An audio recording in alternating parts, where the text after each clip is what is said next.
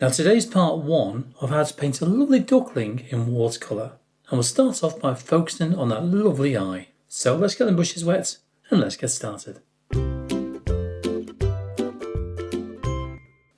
Let's start off with a little bit of blue. I know. I can just see a hint of blue at the top corner of the eye, only a hint of it. And for that I'm going to be using small amounts of phthalo blue. Let's pop that one in there. That'll do. That's plenty. I'm also going to need a little bit of brown, so I'm going to go for burnt umber. But it's not really brown, is it? There's a bit of, I don't know, a bit of blue, a bit of black in there as well. And to go with that, let's get some Payne's Grey and pop that in, just to dull that colour down. That will do to begin with. Now I'm going to start off with a size 2 brush. It's got a very nice fine point on this one. This one is by Rosemary & Co. Has the XP Series 366. Okay. Grab some of that blue. I want to pop it probably around, let's have a look, around there. Just a touch of it. Yeah, maybe around there. So what I'm going to do as well, I'm going to blend that slightly. Just a small amount. I think I'll introduce a bit of purple in there as well, you know. Yeah, go on then. Ultramarine Violet, that one there. Just a touch of it.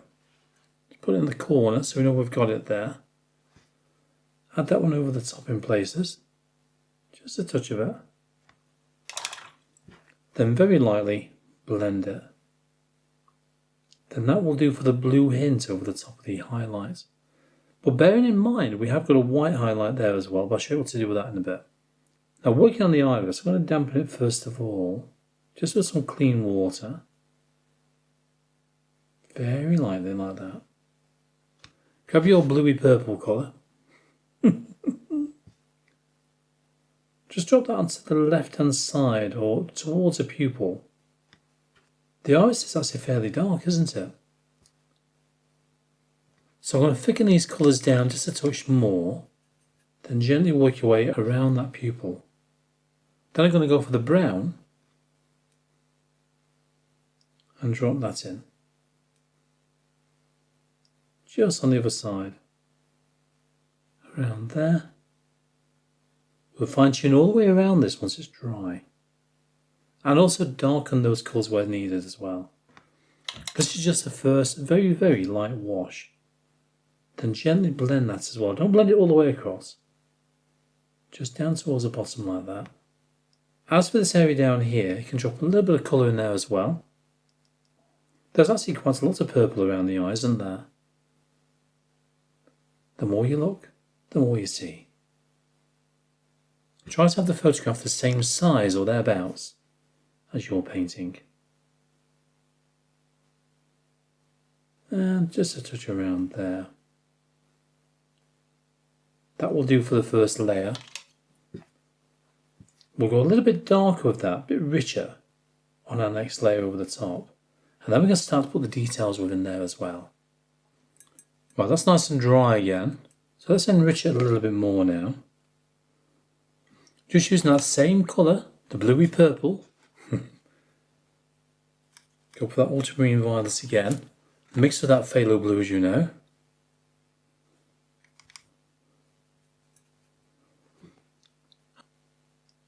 And this is where we'll darken those colours a little bit more now. Probably a little bit too dark in there. I'll blend this out shortly anyway.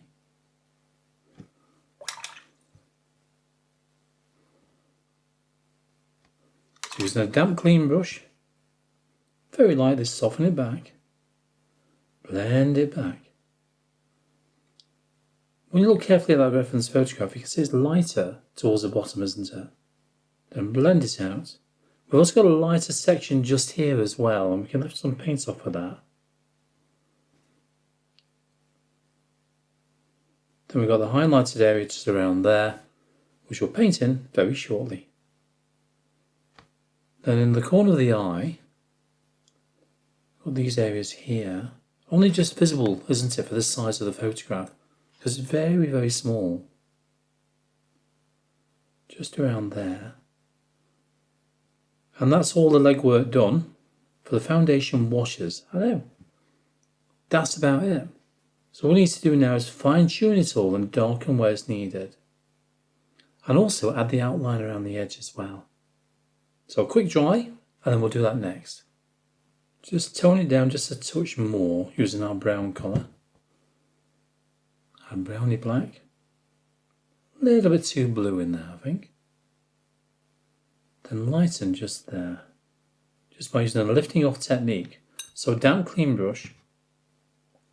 Then gently remove a small amount of paint just around there. Make sure this brown edge is blended in as well.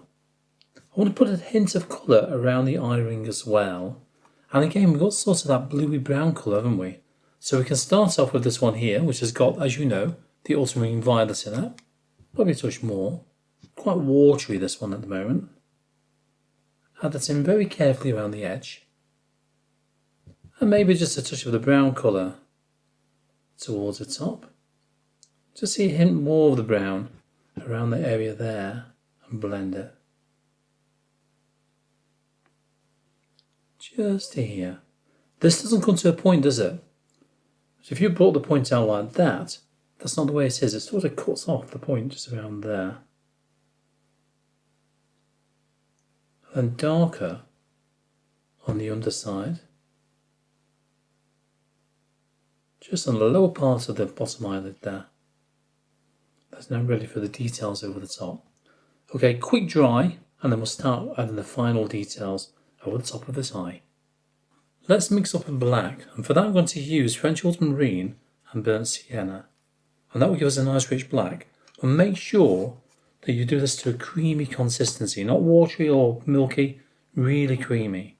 So not too much water on the brush. And grab your half pounds, because that's quite dull in there at the moment. We need to make it a bit more 3D now. Then the same with the burnt sienna. You can see straight away we've got a nice dark colour. It's not black, but not far away. And you have to decide if you want it more biased towards the blue or more towards the brown. But that's for you to decide. For me, I think I'll probably go more towards the blue. Well, that's really dark now, as you can see. So I've really thickened it down. It's not thick, but it's creamy. So this is for our darkest areas now. Here we go. Load it, take some paint off. Now, I think what I'll do first of all is go around the edge, the inner edge, just to begin with, using the very tip of the brush. I'm looking at that photograph every few seconds as well, just to make sure that I don't miss anything. Now this will start to set the eye back into the socket now. Start to.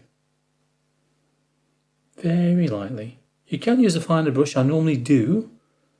I'm challenging myself today to use a size 2 brush. I normally use a size 00. Then around the iris, just there. Got a darker spot around here. Ish. Then paint in the pupil. I always like to paint it smaller to begin with, and then I can widen it as I go along. It's easier to fix something when it's small than it is when it's wide, because then you've got to start lifting off paint, and that can then get quite tricky, can't it? See, already we're starting to get a little bit of life in this eye, just by taking our time, gradually widening this pupil a little bit more here and there. Look at the gaps you can see on the left and right hand side.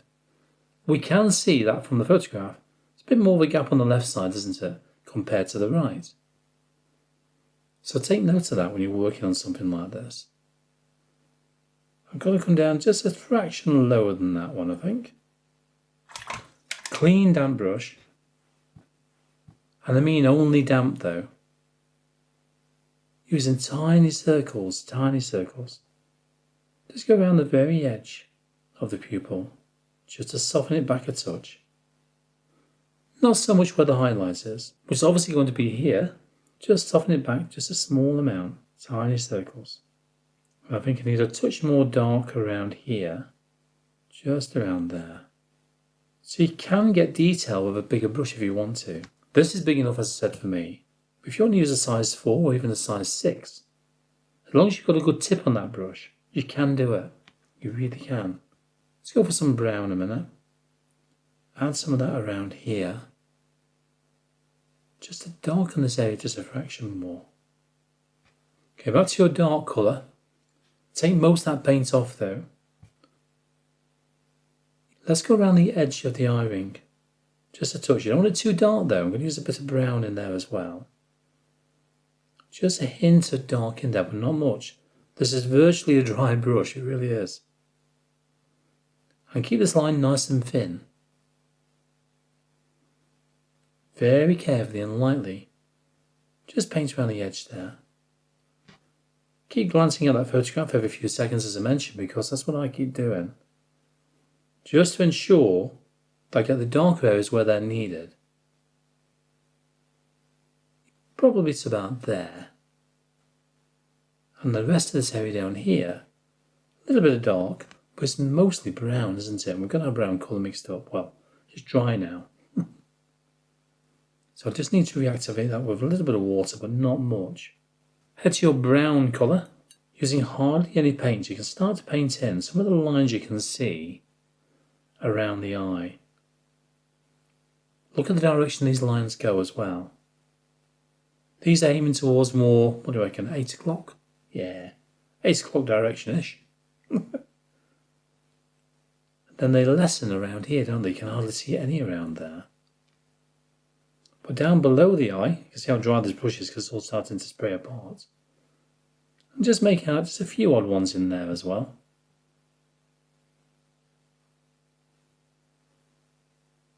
And tap it around.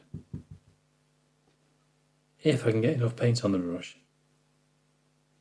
And as you can see, we're starting to get quite a detailed looking eye, aren't we? So our next job is to add the white in there. White? Yeah, white. For this you can use white gouache, or you can just use watercolour white, or even white acrylic paint, which I don't always do nowadays. I used to occasionally. Acrylic is more of a permanent colour, isn't it? Let's add a little bit of sparkle in the eye, shall we? So white paint, this one is by Shinhan Pass. I'll pop a link down below for you if you're interested in looking at this one. It's their colour design brand. There you go. Number 899. And this is more of a mixture of watercolour white and also white gouache. So it's a bit of both really in there. It's ideal for just putting a little dab of highlight in there. And this highlight is, what would you say, around there? Just like that. Take some paint off. We've got highlights as well within the corner of the eye, around here. See, instantly we've added light to the eye, haven't we? So if I water this down just a fraction, so it's quite watery in there, as you can see. I know you didn't see it earlier on, it was off camera, sorry about that. You can see it now, you know what I'm doing, of course you do. Just a touch of highlight, but a duller version of the highlight above the main sparkle there. And also, just the left hand side, you can just see a hint of a highlight around there as well. But not much. You'll find because I've watered this down, just a bottom section there, that will fade as it dries as well. If you had too much white on, normally let it dry, but you can go around that with some dark colour as well as. So, as simple as that. Yeah. There's a way that I would paint the eye. Okay, I'll see you in part 2 when we carry on with this duckling over there, when we paint that pinky blue, detailed looking beak. I'll see you then.